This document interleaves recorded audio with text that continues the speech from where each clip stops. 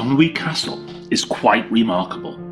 It's stunning, beautiful, and genuinely awesome in the correct use of the word. Standing next to it, you get a sense of how massive it is. It stands on top of an outcrop of sandstone overlooking the River Conwy in North Wales. Inspiring, fearsome, majestic, and mysterious. It begs the question, why?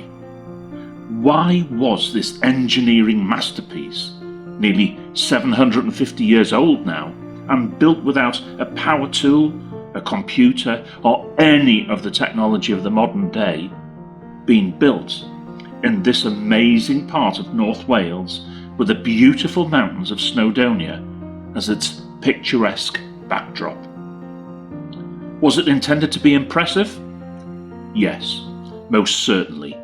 It's magnificent. My word, how impressive it is. Was it meant to be a safe place for the army?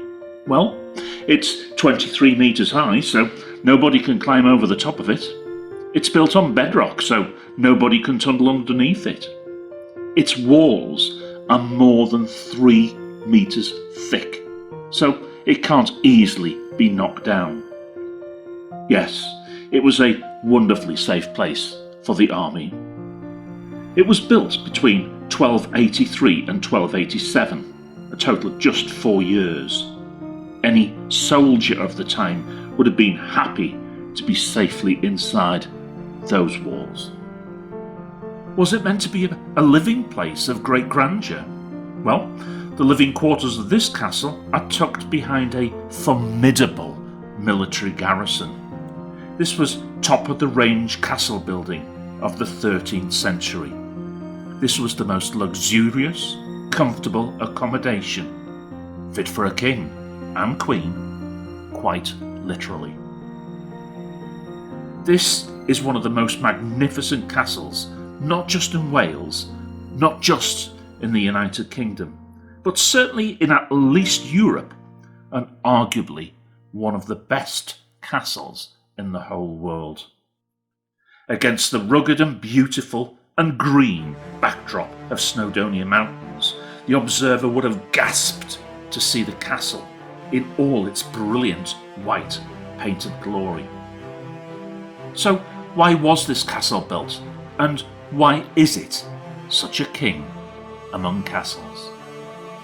It comes down to one man, Edward I, King of England.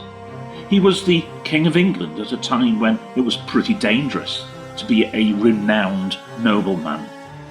Edward I was a great military man.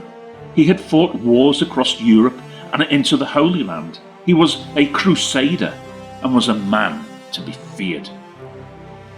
About this time, Wales wasn't a single kingdom or part of Great Britain. It was an area split up into many different sections, ruled by different Welsh noblemen and princes.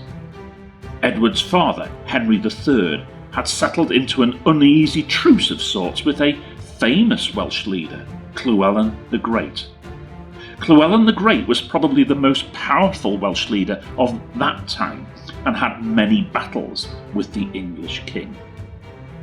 When Edward took over as being English king, Llewellyn the Great's grandson, Llewellyn ap Gruffydd, was the most prominent Welsh prince and leader. He fought with the English many times. Having lost in battle to the English, he was required by King Edward to pay homage to him. Edward instructed Llewellyn ap Gruffydd to go to Chester to bend his knee towards him, and invited a host of local dignitaries, noblemen of the area, to observe. Llewellyn didn't show up, and the king was hugely embarrassed.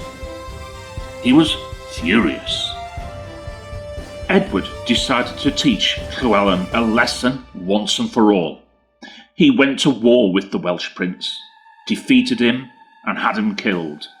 He decided to make sure that there would be no more wars with the Welsh. He would take over Wales once and for all and never allow the Welsh princes to fight back. So he created a ring of enormous and awe-inspiring castles around North Wales, one of which was Conwy. Conwy Castle and town walls cost an enormous £15,000 at the time to build. That's about the same as tens and tens of millions of pounds now, and possibly as much as £100 million in today's money. That's a lot of money, and actually he nearly made England as a country bankrupt. That's run out of money, fulfilling his wishes. Conwy Castle was built as a castle within a castle.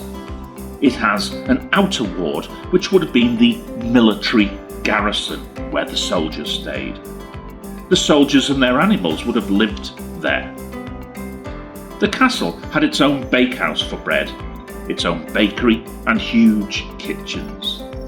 The enormous Great Hall would have seen large gatherings where meat was being roasted on the giant, highly decorative fireplaces.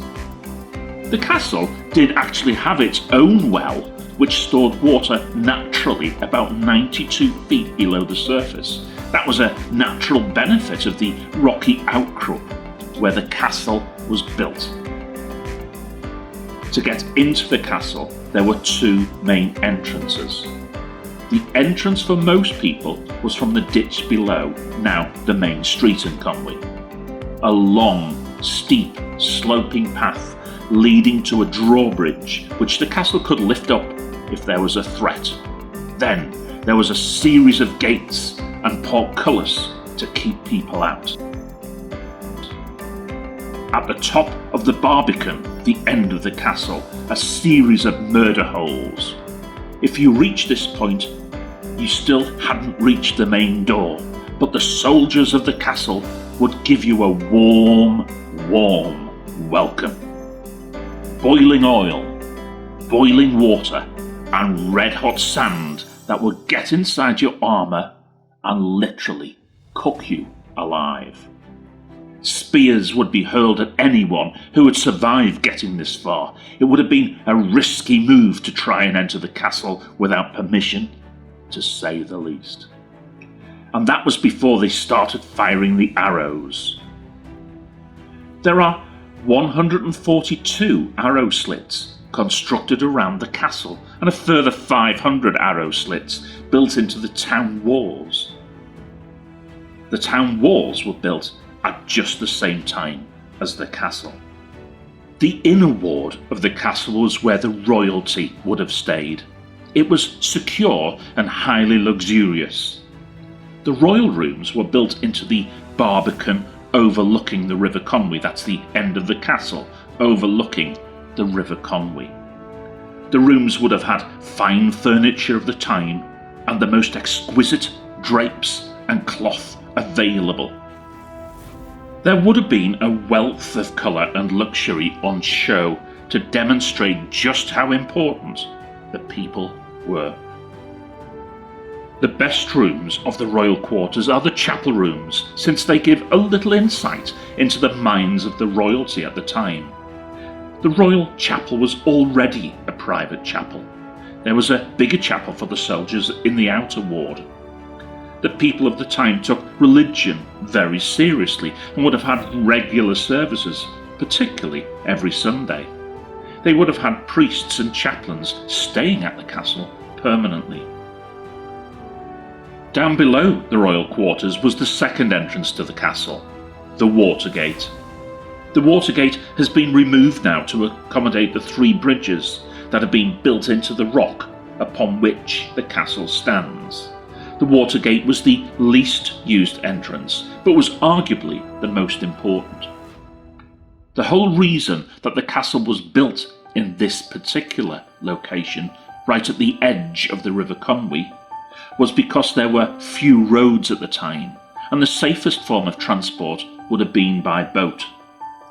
To keep food and drink supplied to the castle from nearby England would have involved passing many angry and unhappy Welsh folk if they went by the available paths with horse and cart transport.